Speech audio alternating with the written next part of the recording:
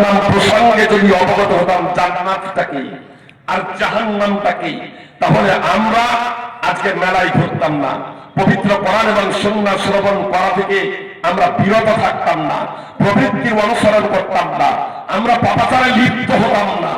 জান্নাত এবং জাহান্নাম মুহাম্মদ সাল্লাল্লাহু আলাইহি সাল্লাম চাক্ষুষ দেখেছিলেন। মুহাম্মদ সাল্লাল্লাহু আলাইহি সাল্লামকে জান্নাত এবং জাহান্নাম দেখানো হয়েছিল। আর এজন্য মুহাম্মদ সাল্লাল্লাহু আলাইহি সাল্লাম ইবাদত কত করতেন জানেন? ইবাদত কত করতেন? 5 ওয়াক্তের নামাজ তো পড়তেন। তাহাজ্জুদে মুহাম্মদ সাল্লাল্লাহু আলাইহি সাল্লামের আগেরও গুনাহ মাফ, পরেরও গুনাহ মাফ।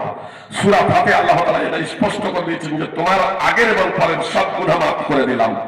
আল্লাহ আগের এবং পরের মুহাম্মদ সাল্লাল্লাহু আলাইহি সাল্লামের সব গুনাহ মাফ করে দিয়েছেন।